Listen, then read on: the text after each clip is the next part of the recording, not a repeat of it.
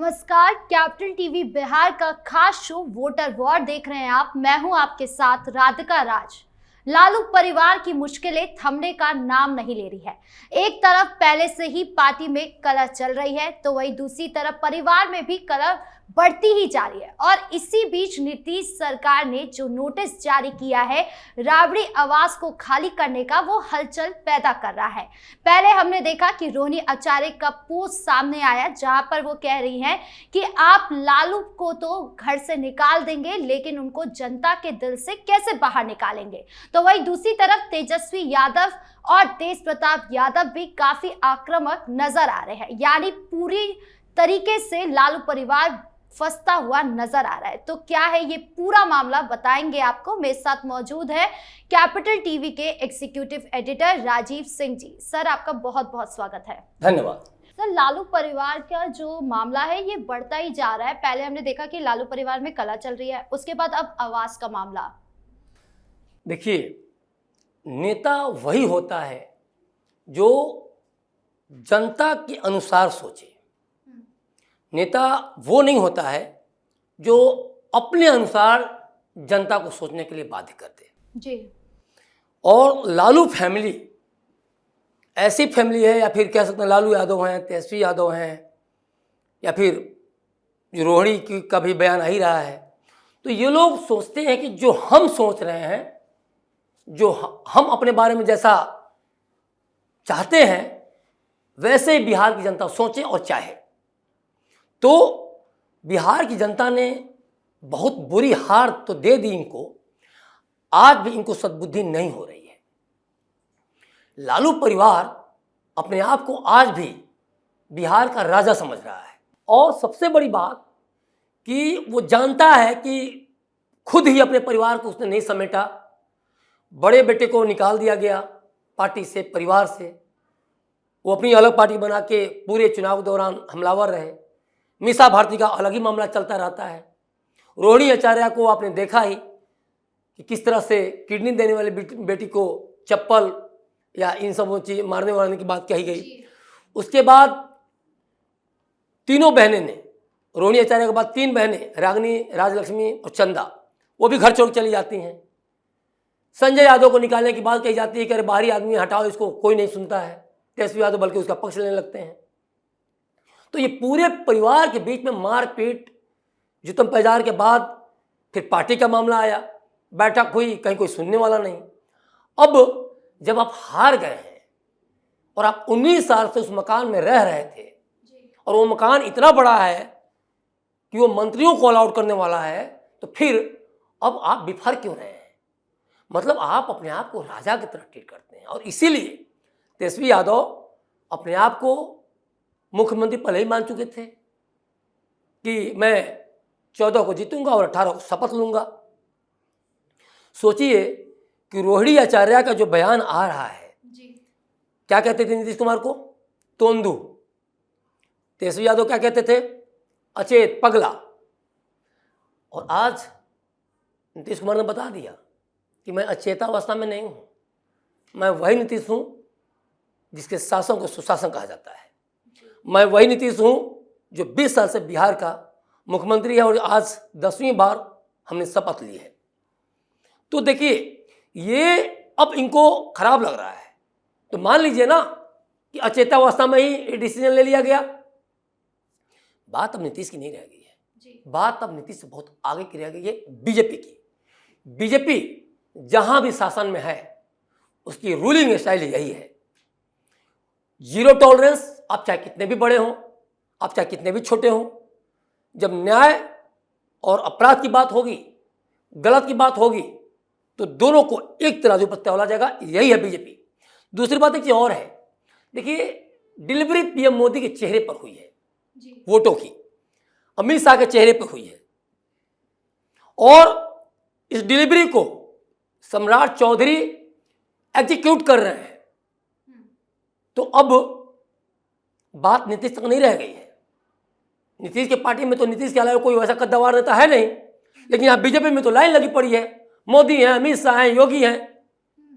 तो ये 2 दिन की राजनीति नहीं है, ये अभी दशकों की राजनीति थी, और दशकों राजनीति होगी, सदियों राजनीति चलेगी इनकी। और ये तो अयोध्या में जिस तरह से धर्म ध्वजा का पताका लहरा है पीएम मोदी, हो तो साफ साफ मैसेज चला गया है कि आखिर भाजपा है क्या। तो ये मैं बात इसलिए कह रहा हूं कि जितना जल्दी अब तेजस्वी यादव समझ ले, जितना जल्दी अब तेज प्रताप भी समझ ले, आप लोग लड़ेंगे, एक दूसरे को गालियां देंगे, जूता चप्पल चलाएंगे, और जब बिहार सरकार सही फैसले करे किसी मुद्दे पे तो आप उसको भी राजनीतिक हथियार बना देंगे। ये तो नहीं चलने वाला है। तो पूरा का पूरा जो देखिए मामला है वो सुशासन का है। सर, लेकिन यही तो सवाल उठ रहा है ना कि राबड़ी आवास को खाली करने में इतनी दिक्कत क्यों हो रही है, इतना माहौल क्यों बनाया जा रहा है। इससे पहले भी हमने बिहार के इतिहास में देखा है, कई मंत्री रहे हैं जिनके घर को खाली कराया गया है, उनको एक घर से दूसरा घर अलॉट किया गया है, लेकिन इस बार इतना ज्यादा माहौल क्यों बनाया जा रहा है। देखिए, विक्टिम कार्ड खेलना राजद और कांग्रेस की शुरू से ही आदत रही है। ये किसी तरह से अपने आप को पीड़ित बता के कि हमें सड़कों पे ला दिया गया। आपको सड़कों पर ला दिया गया क्या? आपको हार्डी नोट की अलॉटमेंट हुई ना, रोड पे दिया, तो आप ये क्या किया कि सड़कों पे ला दिया गया। तो ये शुरू से ही हारेंगे तो जो सिंगर है उसके खिलाफ एफआईआर दर्ज करा देंगे, कभी पत्रकारों के खिलाफ एफआईआर दर्ज करा देंगे।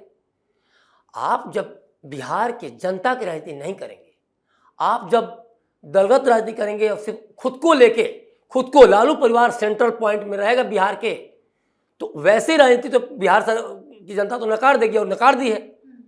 तो ये देखिए, ये लगातार अब जिस तरह से राबड़ी देवी जज बदलने की बात कर रही हैं IRCTC टेंडर घोटाला में या फिर नौकरी बदले जमीन घोटाला में, और जिस तरह CBI को नोटिस दे भी दिया गया है, तो ये क्या है?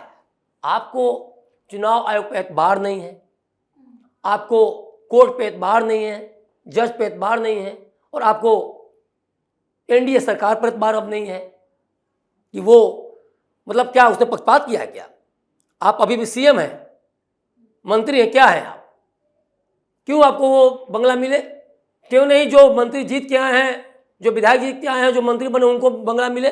आपको जब मिला था बंगला तब तो आपको बड़ा अच्छा लगा था, और आज वही जो जिसके अधिकारी हैं उनको अगर बंगला मिला तो आपको बुरा लग रहा है। सर, नीतीश कुमार भी तो लेकिन यही सवाल उठा रहे हैं और बाकी लोग भी यही सवाल उठा रहे हैं विपक्ष की ओर से कि आप अभी तक तो कुछ नहीं किए। नीतीश कुमार इतने टाइम से मुख्यमंत्री थे, उन्होंने पहले तो कभी उनको घर से नहीं निकाला, चाहे राबड़ी देवी हो, लालू परिवार हो, किसी को बाहर नहीं निकाला। लेकिन जैसे ही अभी नई सरकार बनी है, बीजेपी आई है, तब आप इस तरीके का एक्शन ले रहे। क्यों ले रहे इस तरीके का एक्शन? क्या आप कोई दबाव में इस तरीके का एक्शन ले रहे? ये सवाल उठ रहा है, यानी बीजेपी के दबाव में नीतीश कुमार इस तरीके का एक्शन ले रहे हैं। देखिए, ये तो विपक्ष कह रहा है, ये तो तेजस्वी यादव कह रहे हैं या राजद कह रही है। एक बात समझना होगा, जो मैंने पहले भी कहा, बीजेपी की जो काम करने का जो तरीका है वो जीरो टॉलरेंस वाला है, कोई ढिलाई नहीं, उसे तराजू पर सब बराबर है। और बिहार की जनता ने कहीं ना कहीं बीजेपी को सबसे बड़ी पार्टी बनाई है। तो ये बहुत बड़ा मैंडेट इसलिए दिया गया है कि हाल फिलहाल में नीतीश सरकार में जिस तरह से थोड़ा सा ढुलमुल चीज़ें होने लगी थी, थोड़ा जो रवैया ढीला हो गया था, उसको अब बीजेपी टाइट कर रही है। और उसी का तकाजा है कि सीधे सीधे फैसला हो रहा है। अब कोई ढिलाई नहीं, चाहे वो बुलडोजर के मामले में देखें, इनकाउंटर के मामले में देखें, या फिर राबड़ी आवास को खाली करने के मामले में देखें। और ऐसा तो नहीं कि अलॉट नहीं किया गया, लेटर जाके देखिए, पढ़िए, अलॉटमेंट साफ साफ है वहाँ। तो आप विक्टिम कार्ड खेल कर और आप सोचें कि अपने आप को बचा लें, तो ये नहीं होने वाला, पहली बात। दूसरी बात कि आपको इतने दिन तक रहने दिया गया ना, आपको तो खुद से छोड़ना चाहिए था जी। लेकिन इन लोगों को एक जो है ना कि राजा बाबू की तरह रहने की आदत हो गई है, और इसके लिए वो रोहिणी आचार्य भी हमलावर हो जा रही हैं। तेज प्रताप यादव कह रहे हैं कि छोटे भाई ने बड़े भाई को निकाल दिया। अभी समझ नहीं आ रहा है कि नीतीश कुमार को कह रहे हैं, लालू यादव कह रहे हैं कि इनडायरेक्टली कहीं ना कहीं तेजस्वी यादव की तरफ उन्होंने हिंट कर दिया, व्यंग कर दिया कि भाई तेजस्वी यादव ने तेज प्रताप को निकाल दिया और पार्टी से निकाल दिया, अब घर के बाहर नहीं हो सकता, ये भी बोल रहे हो। तो देखिए, ये प्रोपेगेंडा, ये नैरेटिव सेट करने की जो इन लोगों की आदत रही है, इससे बिहार की जनता समझ चुकी, तभी इनको विपक्ष में के लायक भी नहीं छोड़ा और 25 सीटों पे राजद सिमट गई। तो ओवरऑल पूरा मामला ये है कि बीजेपी किसी दबाव में नहीं है, बीजेपी के काम करने का तरीका है। अभी बहुत कुछ देखने को मिलेगा। हो सकता है 4-6 दिसंबर को जेल भी चले जाएं लालू फैमिली के, लालू यादव और राबड़ी देवी या और जो तेजस्वी यादव हैं, तो कल को बोलेंगे बीजेपी ने कर दिया।